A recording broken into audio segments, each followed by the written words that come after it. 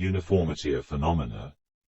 Should we ever realize our psychic life, not only as it is reflected from the brain, but in a condition more universal, then simultaneous with this the possibility would be offered of discovering beings with a psychic life independent of a brain analogical to ourselves, if such beings exist in the natural order. Do such beings exist or not? And if so, how can we gather information about them with our thought such as it is now? Observing the world from our standpoint, we perceive in it actions proceeding from rational conscious causes, such as the work of an individual seems to us. Then other actions proceeding from the unconscious blind forces of nature, such as the movement of waves, the ebbing and flowing of the tide, or the descent of great rivers, etc. In such a division of observed actions, into rational and mechanical, there is something naive, even from the positivistic standpoint. For if we have learned anything from the study of nature, if the positivistic method has given us anything at all, then it must be the assurance of the necessity for the uniformity of phenomena. We know with a degree of certainty that things basically similar cannot proceed from dissimilar causes, and our scientific philosophy knows this too. Therefore it also regards the foregoing division as naive and conscious of the impossibility of such a dualism, that one part of observed phenomena proceeds from rational and conscious causes and another part from unreasoned and unconscious ones. Positivistic philosophy finds it impossible to explain everything as proceeding from mechanical causes. Scientific observation holds that the seeming rationality of human actions is an illusion and a self-deception. It infers that man is a toy in the hands of elemental forces and is merely a transforming station of forces. All of that which, as it seems to him, he is doing is in reality done instead by external forces that enter him through the air, food, water and solar system. Man does not perform a single action by himself. He is merely a prism through which a line of action is refracted in a certain manner. Just as the beam of light does not proceed from the prism, so action does not proceed from the reason of man.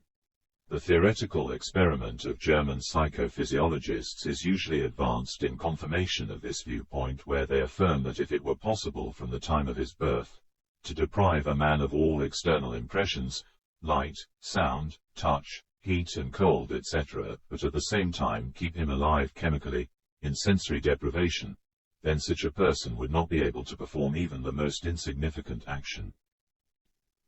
From this it follows that man is an automaton, like that automaton projected by the American inventor Nikola Tesla, which, using wireless electromagnetic currents and communication, executed a whole series of complicated movements. It follows from this that all the actions of man depend upon outer impulses, and for the smallest reflex outer irritation is necessary. For more complex action a whole series of preceding complex irritations is necessary. Then sometimes between the irritation and the action a considerable period of time elapses, and an individual does not feel any connection between the two, therefore regarding their actions as voluntary. In reality, according to the hypothesis, there are no voluntary actions at all, and man cannot do anything by himself. Just as a stone cannot jump into the air voluntarily, it is necessary that something should toss it up. Man needs something to give him an impulse, and then he will develop exactly as much force as such an impulse, and all preceding impulses put into him, and no trifle more. Such is the teaching of positivism. From the standpoint of logic, such a theory is more correct than the theory of two classes of actions, reasoned and unreasoned.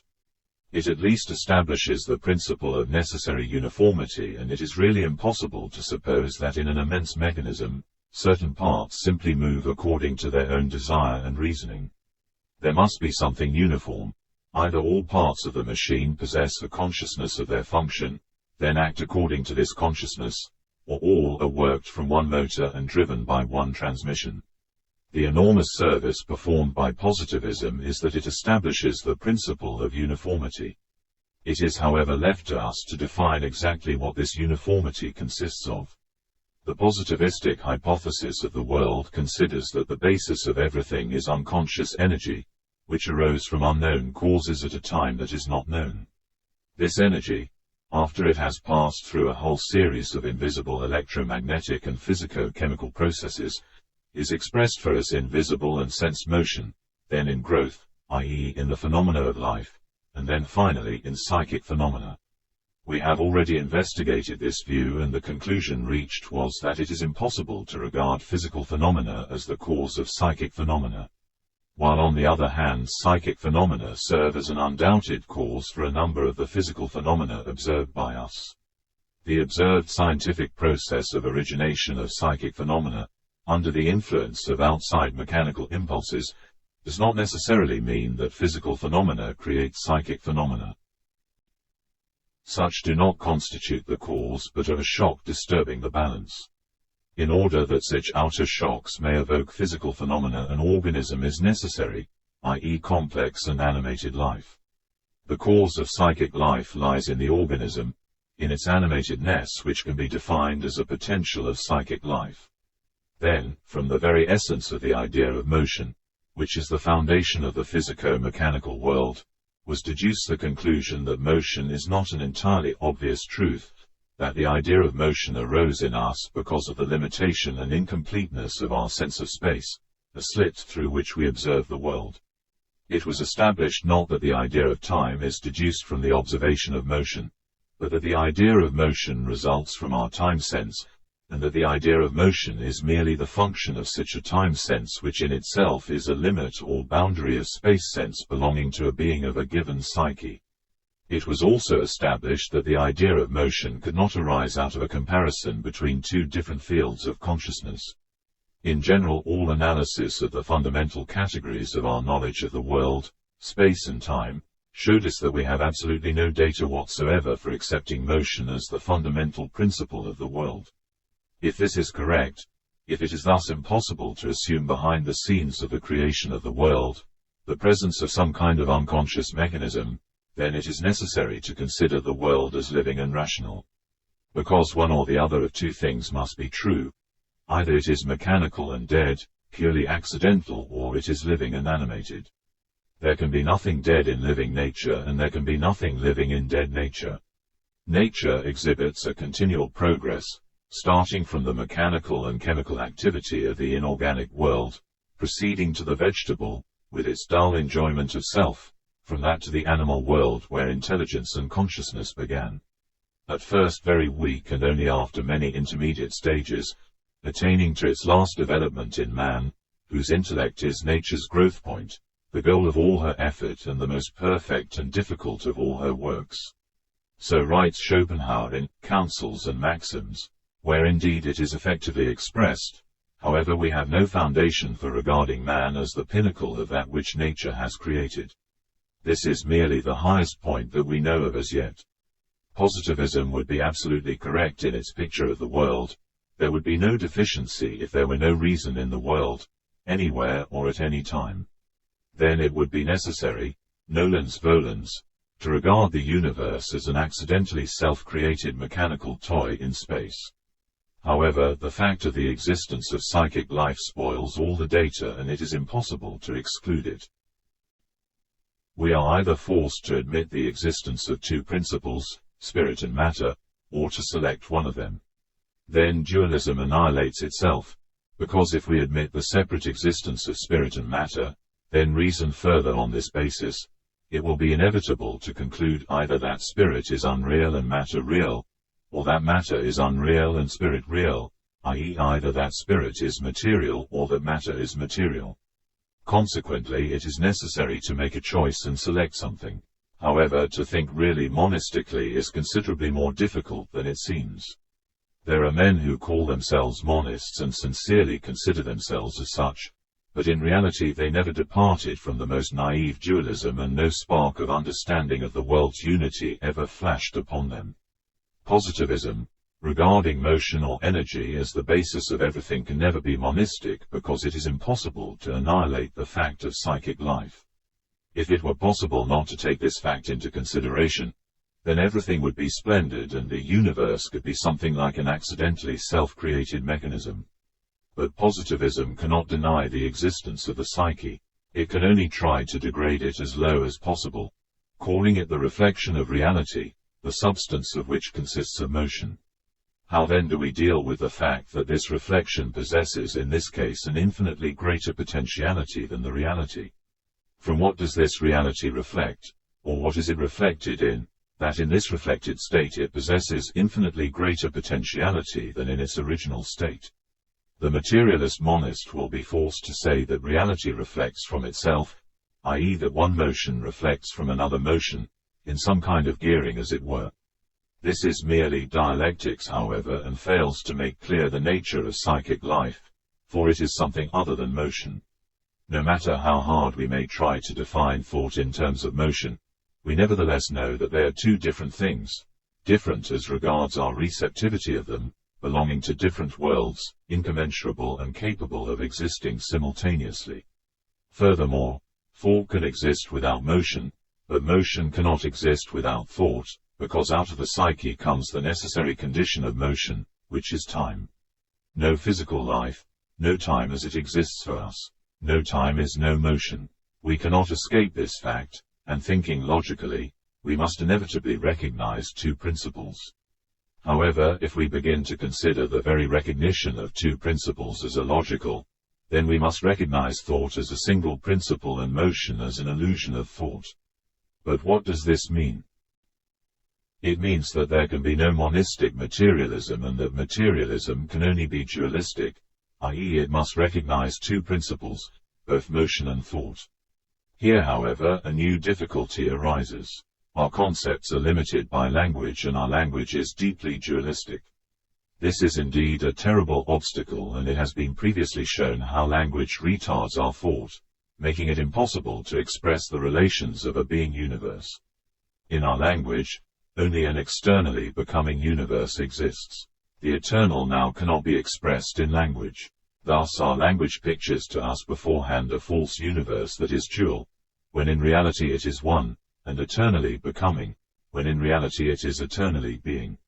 If we come to realize the degree to which our language falsifies the real view of the world, then the understanding of this fact will enable us to see that it is not only difficult, but even impossible to express through language the correct relation of things in the real world.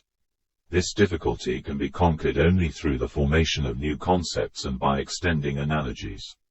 Later on, the principles and methods for expansion of what we already have and what we can extract from our stores of knowledge will be made clearer.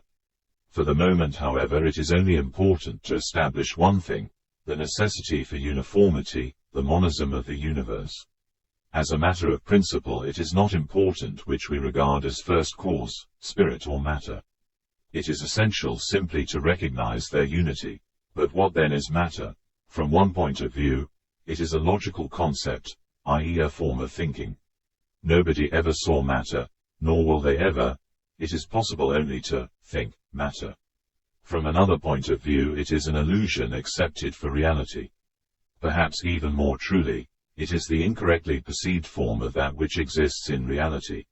Matter is a section of something, a non-existent, imaginary section. However, that of which matter is a section exists, and this is the real, four-dimensional world.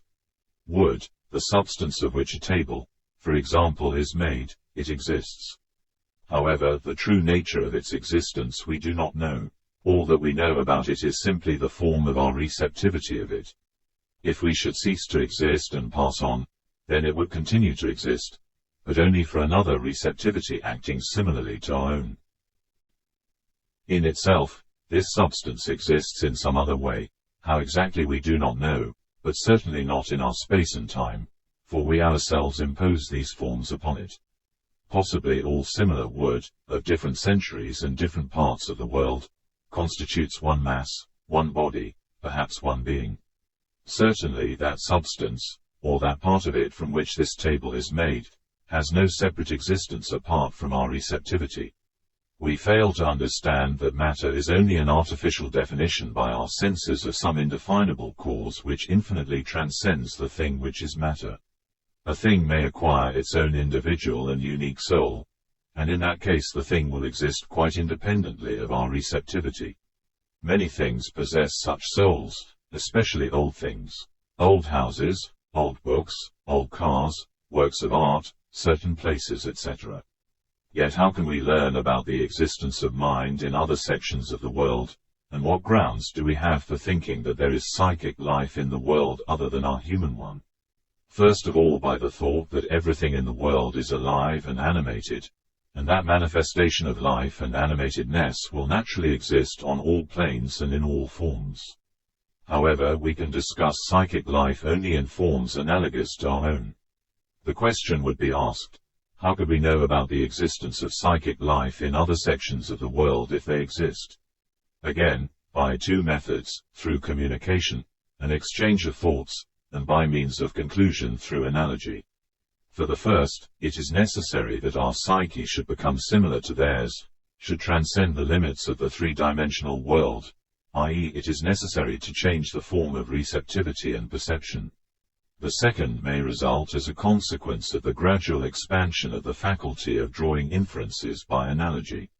By trying to think outside of the box, outside the usual categories, by trying to look at things and at ourselves from a new angle and simultaneously from many sides, by trying to liberate our thinking from its accustomed categories of perception in space-time. Little by little, we can begin to notice analogies between things that we did not notice before. Our mind grows, and with it grows the power to discover new analogies. This ability, with each new step attained, expands and enriches the mind.